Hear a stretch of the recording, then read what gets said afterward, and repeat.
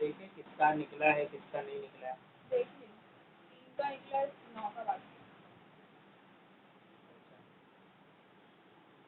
Conflict of interest में arise between individual and the government. Yes, अब ये जो कॉन्फ्लिक्ट होती है वो किसके बीच में अराइज हो जाती है? इंडिविजुअल जो पर्सन्स होते हैं उनके और गवर्नमेंट के बीच में अराइज हो जाती है। A decision or law made the government may seem unfair to people, they may approach the court for justice. Yes. अब देखो जो भी डिसीजन है और जो भी लॉ है जो गवर्नमेंट ने बनाया है, राइट, तो अगर उसमें कुछ अनफेयर हुआ है तो जो पीपल है वो डायरेक्टली कहाँ जाते हैं? कोर्ट में जाते हैं जस्टिस के लिए। The government tries to implement the objective of social justice and equality laid down in the constitution. Yes, अब गवर्नमेंट क्या ट्राई करती है? They are trying to implement the objective, जो भी ऑब्जेक्टिव्स होते हैं उसको इम्प्लीमेंट करना रिलेटेड टू सोशल जस्टिस और इक्वालिटी। ओके, जो कि कहाँ पे ऑलरेडी लिखा हुआ है? हमारे कॉन्स्टिट्यूशन में। The judiciary through its decision in certain cases और through active involvement can support the government. Yes, अब जो जुडिशरी है, judiciary through its decision, obviously judiciary जो है वो क्या करती है? अपने डिसीजन लेती है जो बहुत सारे केसेस में, है ना, इन द डिफरेंट और इन द सर्टन केसेस, और through active involvement can support the government, और उसका उस चीज़ों में उसको किसको सपोर्ट रहता है? गवर्नमेंट का, मतलब सपोर्ट भी रहता है, गवर्नमेंट का इन्वॉल्वमेंट भी होता है।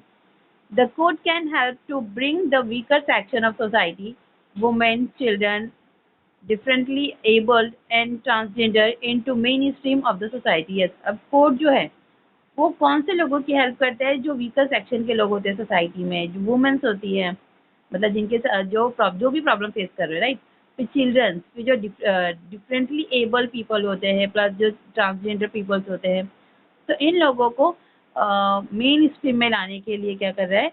गवर्नमेंट जो कोर्ट है वो हेल्प करता है। Okay, when the common man benefits from the values of freedom, equality and justice, it leads to the widening and deepening of democracy. Yes, अब जब जो कॉमन पीपल होते हैं वो उनके बेनिफिट के लिए जो वैल्यूज़ है हमारी, फ्रीडम, इक्वालिटी और जस्टिस, तो इसे लेकर वो क्या करते हैं? जो हमारी कंट्री की जो डेमोक्रेसी है उसको वाइडनिंग करते हैं और डीपनिंग करते हैं। ओके,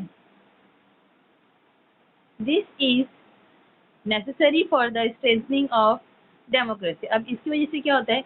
जो हमारी कंट्री की जो डेमोक्रेसी है उसको एक स्ट्रेंथ मिलती है। Okay, the rule of law is protected by the judiciary. अब जो भी रूल है, मतलब हमारे लॉ के, कानून के जो भी रूल है, तो वो किसके थ्रू प्रोटेक्ट किए गए हैं? जुडिशरी के through. Okay, the law treat everyone equally. अब ये लॉ के थ्रू जो भी पर्सन है, रिच, पुअर, फिर अपर कास्ट, लोअर क्लास, तो हर कास्ट के, हर रिलीजन के पीपल को किस तरीके से ट्रीट किया जाता है? इक्वली ट्रीट किया जाता है। Rich, poor, developed, backward, man or woman, all are equal before law, and this is expressed clearly through judicial decision. Yes, अब इसके थ्रू, मतलब जुडिशरी के थ्रू, पुअर, रिच, डेवलप्ड और बैकवर्ड, मैन, वुमेन, इन सबको कैसे इक्वली ट्रीट किया जाता है। Okay, and this is express clearly through judicial decision. और ये हम लोगों को किसके थ्रू दिख रहा है? जो हमारे जुडिशियल डिसीजन लेते हैं उसके थ्रू हम लोगों को ये सब सारी चीज़ें दिखाई देती थी। मतलब वहाँ पर हमारे जो जुडिशरी सिस्टम है तो उसमें मतलब रिच, पुअर या फिर वुमेन, मैन, इसको देख के कभी भी कोई पार्शलिटी नहीं होती है, हर किसी को इक्वली डिसीजन दिया जाता है।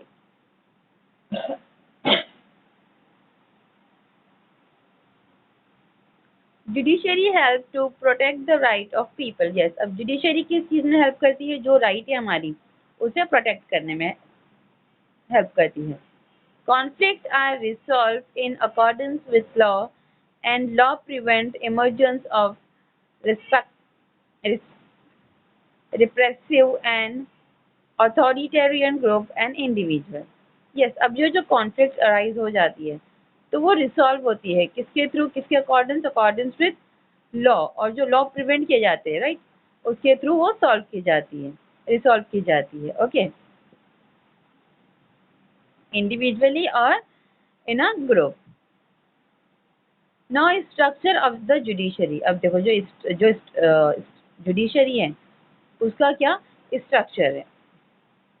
India is the union of state. Yes, all we know हमारा जो कंट्री है वो क्या है, यूनियन ऑफ स्टेट्स है। The centre and the constitute state have a separate legislature and executive. अब जो सेंटर है और जो कॉन्स्टिट्यूट स्टेट्स है, तो उन लोगों को क्या दिया गया है, सेपरेट लेजिस्लेटिव और एग्जीक्यूटिव दिया गया है, लेजिस्लेचर और एग्जीक्यूटिव दिया गया है। But there is one judiciary system for the whole of India. लेकिन देखो, भले ही सेंटर और कॉन्स्टिट्यूट स्टेट को सेपरेट लेजिस्लेटर और एग्जीक्यूटिव दिया गया है, लेकिन हमारी कंट्री में जो जुडिशरी सिस्टम है वो क्या है, सिंगल है, एक ही है। मतलब पूरे कंट्री में एक ही जुडिशियल सिस्टम फॉलो किया जाता है। There is no decision of court between the centre and the constitute state. Yes, अभी ऐसा कोई डिवीजन नहीं है, sorry, there is no division of court between, मतलब ऐसा कोई डिवीजन नहीं है कोर्ट का सेंट्रल और कॉन्स्टिट्यूट स्टेट के बीच में। This means that judiciary in India is an integrated system. अब इसके थ्रू हम लोगों को क्या पता चल रहा है, जो जुडिशरी है हमारी कंट्री का वो क्या है, इंटीग्रेटेड सिस्टम है। The supreme court is the apex court under which there are high court. Yes, अब ये जो सुप्रीम कोर्ट है, सुप्रीम कोर्ट सबसे ऊपर होता है, राइट। तो ये जो सुप्रीम कोर्ट है वो क्या है, एपेक्स कोर्ट है, और उसके अंडर में कौन सा कोर्ट आता है, हाई कोर्ट आता है, राइट। पहले जो नॉर्मल कोर्ट्स होते हैं वो होते हैं, फिर डिस्ट्रिक्ट कोर्ट होता है, फिर हाई कोर्ट होता है, फिर उसके बाद सुप्रीम कोर्ट होता है, राइट। तो सुप्रीम कोर्ट के नीचे ही सारे कोर्ट्स आते हैं। The high court control the district court following which there are lower court which are at the bottom of this structure. Yes, अब ये जो high court, obviously supreme court सबसे बड़ा है, उसके नीचे हाई कोर्ट है। अब हाई कोर्ट किसको कंट्रोल कर रहा है, जो डिस्ट्रिक्ट कोर्ट्स होते हैं और जो अलग अलग जो लोअर कोर्ट्स होते हैं उनको कंट्रोल करता है। Okay, now supreme court. Okay,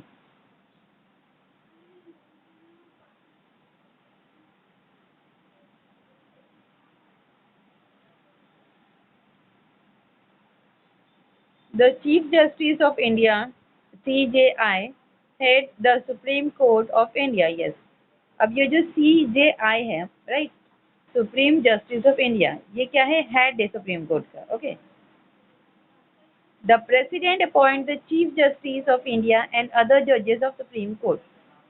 yes, तो देखो, खाली प्रेसिडेंट, जो हमारी कंट्री के जो प्रेसिडेंट है, खाली वो ही अपॉइंट कर सकते हैं चीफ जस्टिस को, और जो जजेस है सुप्रीम कोर्ट के उन्हें। By convention the senior most जज of the supreme court is appointed as the chief justice. Yes, अब देखो, बाय कन्वेक्शन जो सीनियर जजेस होते हैं, मतलब जो सीनियर मोस्ट जजेस होते हैं, मतलब जो बहुत ही ज़्यादा सीनियर जजेस होते हैं सुप्रीम कोर्ट के, राइट, तो उन्हें वो क्या करते हैं, अपॉइंट करते हैं चीफ जस्टिस को। ओके, मतलब देखो कैसा होता है, पहले तो सुप्रीम कोर्ट जजेस होते हैं, तो उन्हें कौन अपॉइंट करता है, प्रेसिडेंट अपॉइंट करता है। अब जब ये जो बहुत ज़्यादा सीनियर हो जाते हैं, कौन, जो जज होते हैं, जो सीनियर जजेस होते हैं, वो बहुत ज़्यादा ही सीनियर हो जाते हैं, तो उन्हीं को क्या बना देते हैं, मतलब उनको कौन सी पोजीशन पे अपॉइंट कर लेते हैं, चीफ जस्टिस की पोजीशन पे उनको अपॉइंट कर लिया जाता है। Okay, the judiciary should not work under any kind of pressure. Yes, अब ये जो जुडिशरी है हमारी कंट्री की, तो उसके ऊपर किसी भी तरीके का कोई प्रेशर नहीं होता है, मतलब कोई भी उसको प्रेशराइज कर अपना काम नहीं करवा सकता है। ओके, मतलब वो किसी भी प्रेशर के अंदर आकर कोई वर्क नहीं करती है जुडिशरी।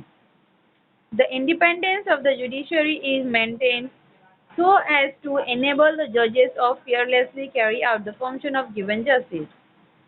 yes, अब ये क्या है, इंडिपेंडेंस जुडिशरी, राइट। इसी की वजह से क्या होता है, जो जजेस होते हैं वो फेयरलेसली उनका जो भी डिसीजन होता है वो देते हैं, और जो भी चीज़ें होती है उसको फंक्शन करते हैं। For this purpose the constitution has made the following provision. अब इसी की वजह से जो हमारा कंट्री का कॉन्स्टिट्यूशन है उसने क्या बनाया है, कुछ प्रोविजंस बनाए हैं।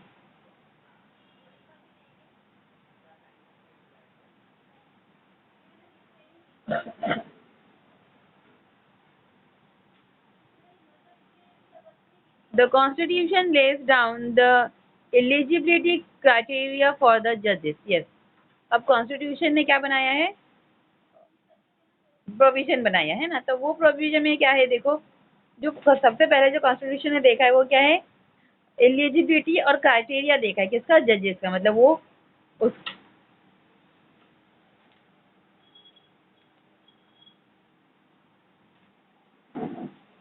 yes now second sorry a legal expert or one having served as the high court judge or an experienced advocate is considered eligible. yes अब देखो, जो एलिजिबिलिटी होती है, जो क्राइटेरिया है जजेस का, वो किसकी बेस पर है? फर्स्ट, एक तो लीगल एक्सपर्ट होना चाहिए, या फिर वो क्या होना चाहिए? हाई कोर्ट का जज होना चाहिए, plus an experience advocate consider होना चाहिए, राइट? सेकेंड, जजेस are appointed by the president, this help to avoid any political pressure. Yes अब देखो, सेकेंड जो प्रोविजन है वो क्या दिया हुआ है? जो जजेस होते हैं वो किसके थ्रू अपॉइंट किया जाता है? प्रेसिडेंट के थ्रू. इसकी वजह से हम लोग को क्या पता चल रहा है कि मतलब it help to avoid any political pressure. Okay, मतलब इससे जो पॉलिटिकल प्रेशर है वो क्या हो रहा है? डायरेक्टली अवॉइड हो रहा है. खाली एक ही पर्सन को अथॉरिटी है जजेस को अपॉइंट करने की. जजेस एंजॉय सिक्योरिटी ऑफ टेन्योर. अब जजेस क्या एंजॉय करते हैं? They are enjoying their security of tenure. Okay, they can not be remove from the post of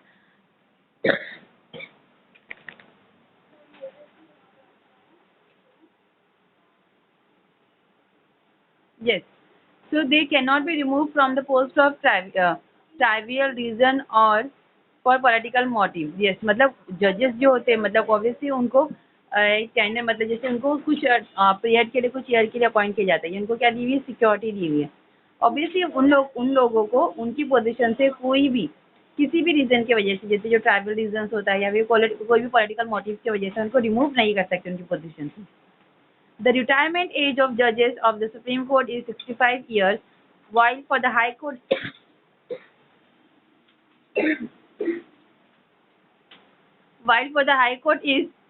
it is 62 years. Yes.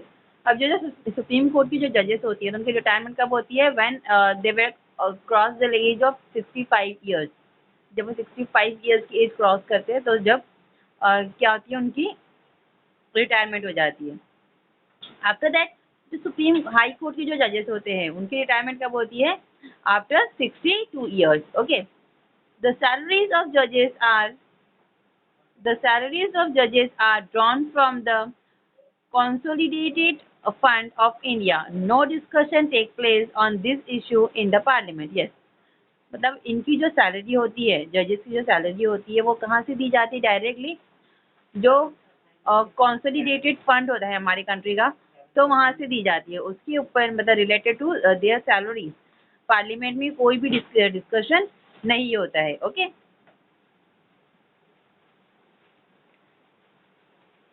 personal criticism cannot be made on judges for their act and decision. yes अब देखो, कोई भी personal criticism नहीं बनाया जाता है जजेस के ऊपर. ओके, कोई भी एक्ट या फिर कोई भी डिसीजन को लेकर. Contempt of court is considered a punishable offence. Yes अब जैसे एक कंटेम्प्ट ऑफ कोर्ट, मतलब जो कंटेम्प्ट ऑफ कोर्ट होता है वो क्या कंसिडर करता है? एक मतलब ऑब्वियसली पनिशेबल ऑफेंस है. This not only protect the judges from misguidance, wrongful criticism, but also preserve the independence of the judiciary. मतलब इसकी वजह से क्या होता है? मतलब इसकी वजह से खाली जजेस को प्रोटेक्शन नहीं मिला, जजेस को खाली प्रोटेक्ट नहीं कर रहे और उनको मिसगाइड नहीं कर रहे. मतलब उनको जो वो मिसगाइड कर रहे हैं तो उससे उनको जज प्रोटेक्ट नहीं कर रहे. मतलब जैसे जजेस ने कुछ गलत किया तो उनको उससे प्रोटेक्ट नहीं कर रहे, या फिर जो कुछ उन्होंने अगर कोई रॉन्गफुल क्रिटिसिज्म किया, बट इससे क्या हो रहा है? इससे प्रिजर्व हो रहा है जो हमारा जो इंडिपेंडेंस है, हमारा जो जुडिशियल इंडिपेंडेंस है वो प्रिजर्व हो रहा है. The parliament can not discuss the decision of the जजेस. अब पार्लियामेंट में मतलब कुछ भी डिस्कस नहीं होता है. ओके, जो भी डिसीजन होते हैं जजेस के तो वो पार्लियामेंट में डिस्कस नहीं किए जाते. मतलब जो भी डिसीजन जजेस ने ले लिया है तो वो फुल एंड फाइनल होता है, उसके ऊपर कोई भी डिस्कशन नहीं किया जाता है पार्लियामेंट में.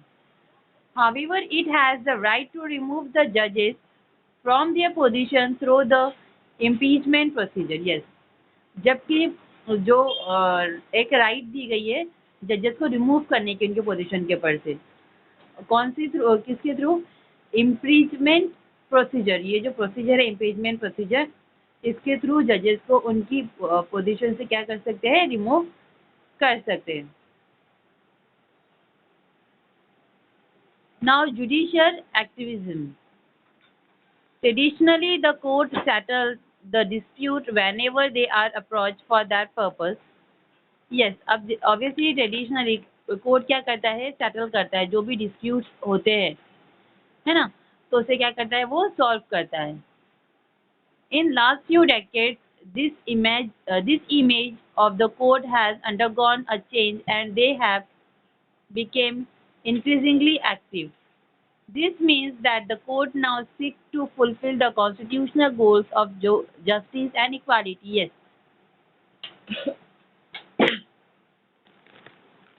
Yes, तो देखो यहाँ पे क्या हो रहा है. फर्स्टली कोर्ट क्या होता है? वो सेटल करता है जो भी डिस्प्यूट्स होते हैं, है ना, रिलेटेड टू एनी पर्पस, तो उससे क्या करता है? वो सॉल्व करता है. फिर लास्ट फ्यू डेकेड से क्या हो रहा है?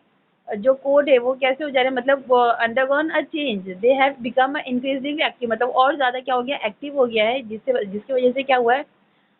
जो कोर्ट्स है वो फुलफिल कर रहे हैं जो भी हमारे कॉन्स्टिट्यूशनल गोल्स है उसे फुलफिल कर रहे हैं रिलेटेड टू जस्टिस और इक्वालिटी. मतलब जो गोल है हमारे जस्टिस और इक्वालिटी को लेकर उसे फुलफिल कर रहे हैं. और the court has tried to provide legal protection of the marginalized section in society, women, tribal worker, farmers and children. Yes. अब कोर्ट ने क्या ट्राई किया है? The court try provide legal protection, मतलब जो मार्जिनलाइज सेक्शन होते हैं जैसे वुमेन हो गए, सोसाइटी, ट्राइबल पीपल्स, ऑफी वर्कर्स, फार्मर्स, ये सबको क्या दिया जाए? प्रोटेक्शन दिया जाए, राइट, लीगल प्रोटेक्शन दिया जाए. ये किसने ट्राई किया है? कोर्ट ने ट्राई किया है. Okay. Public interest litigations have played an important role in this regard. Yes. अब इसमें ये चीज़ों में सबसे इम्पोर्टेंट रोल जो प्ले किया है वो किसने किया है? पब्लिक ने. Public interest litigation, right? Now, functions of the Supreme Court. As a federal court, it has the responsibility to settle dispute between the union and the state. Yes, obviously, as a जो supreme court है वो क्या है? Federal court है ना, सबसे बड़ा वाला कोर्ट है, बिग कोर्ट है, राइट. तो ऑब्वियसली ये उसकी रिस्पॉन्सिबिलिटी है कि वो जो भी डिस्प्यूट अराइज हो रहे हैं बिटवीन यूनियन और स्टेट उसे क्या करें? सॉल्व करें. यूनियन और स्टेट में हो रहे हैं या फिर स्टेट और यूनियन में हो रहे हैं तो उसे क्या करना है? उसे सॉल्व करना है. And any state on one hand and other on more state और द अदर हैंड. यस. और प्लस अगर कोई स्टेट में भी कोई डिस्प्यूट्स हो रहे हैं तो उसे भी सॉल्व करने की रिस्पॉन्सिबिलिटी किसकी है? सुप्रीम कोर्ट की है. It may also give order for protection of the fundamental rights of citizens. Yes. और प्लस जो सुप्रीम कोर्ट है उसका एक और फंक्शन क्या है कि वो it give order for the protection, मतलब जो हमारे फंडामेंटल राइट्स हैं, हमारे जो हमारे कंट्री के जो सिटीजन्स है राइटर्स, तो उन लोगों की जो फंडामेंटल राइट्स है उसको प्रोटेक्ट करने. To review decrees and order of lower court and also review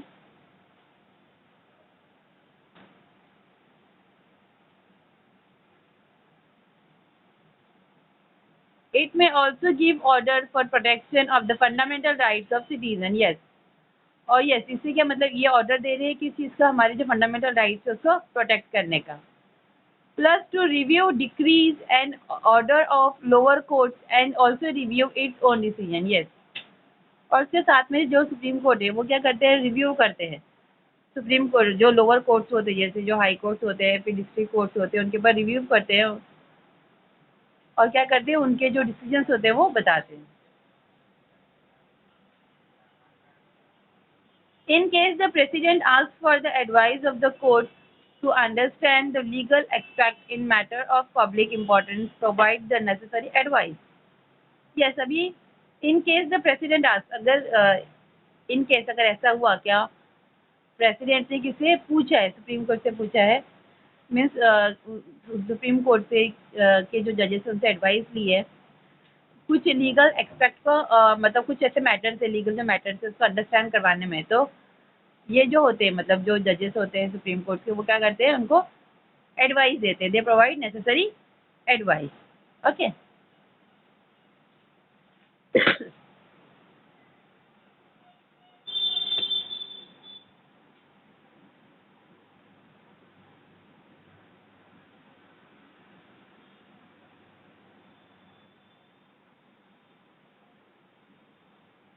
public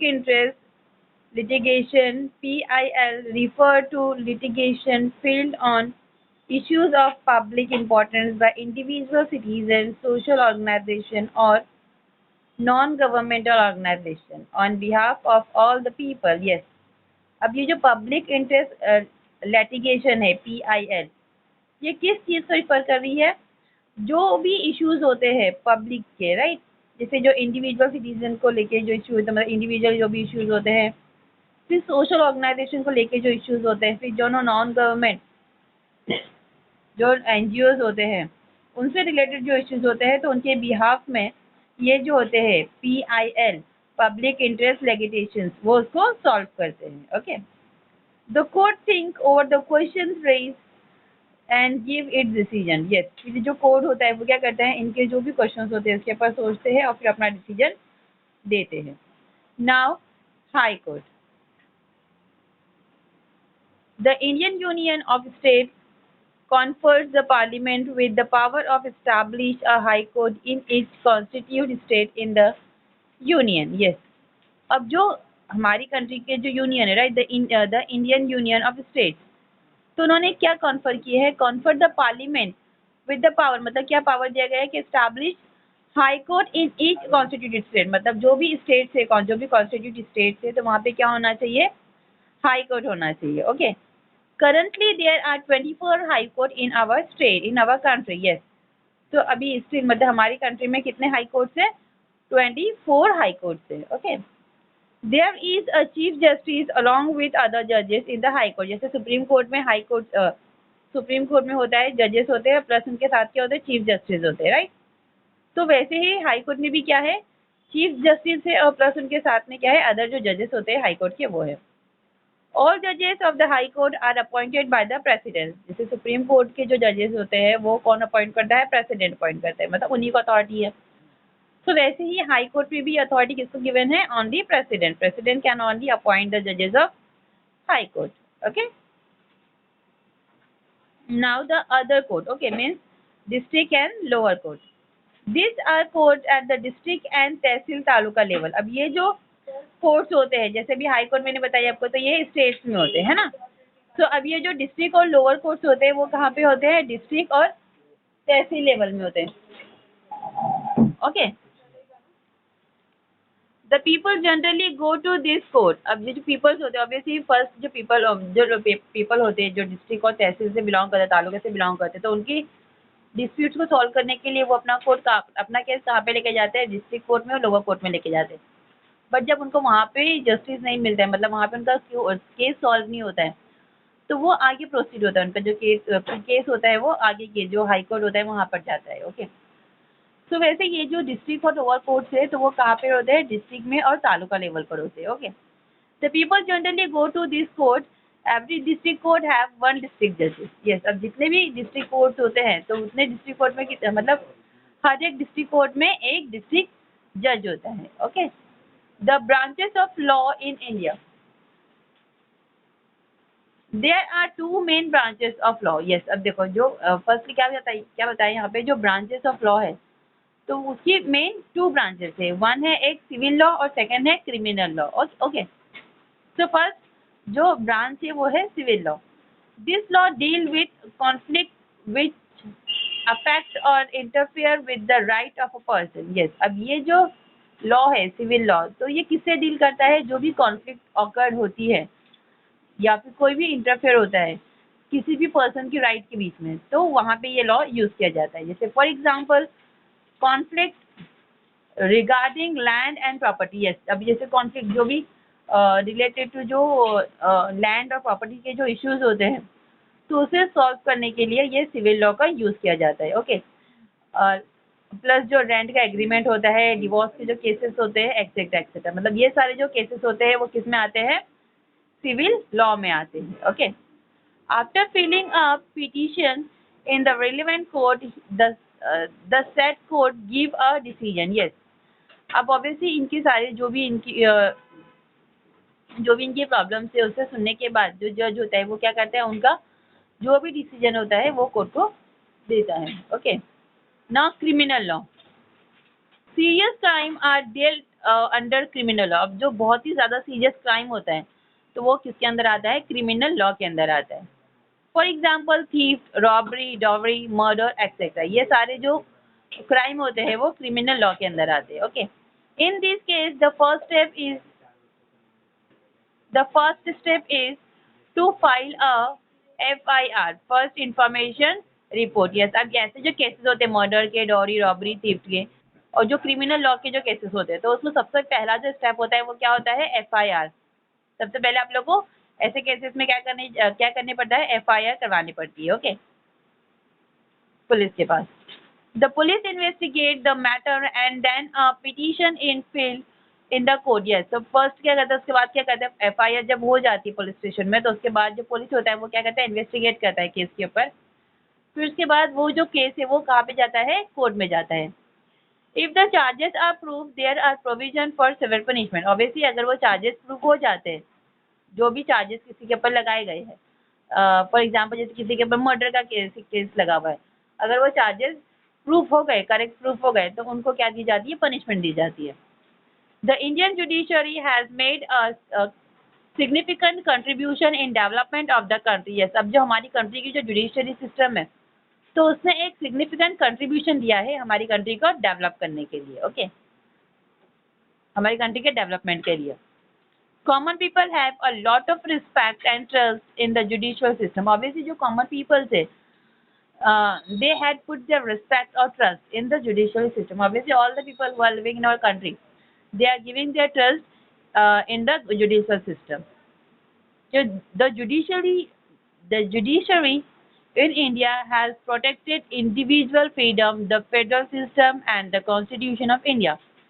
अब जो जुडिशरी है हमारी कंट्री की, वो क्या प्रोटेक्ट कर रही है, it protect our individual freedom. जो हमारा इंडिविजुअल फ्रीडम है, जो फेडरल सिस्टम है हमारी कंट्री का, और जो हमारी कंट्री का कॉन्स्टिट्यूशन है, उसको क्या कर रही है, प्रोटेक्ट कर रही है। Okay, courts have played an important role in strengthening the democracy in India. Yes, and here courts are playing the important role. ये सारी चीज़ों में जो कोर्ट है वो अपना एक इम्पोर्टेंट रोल प्ले कर रहा है हमारी कंट्री को, हमारी कंट्री का जो डेमोक्रेसी है उसे स्ट्रॉन्ग बनाने के लिए, उसकी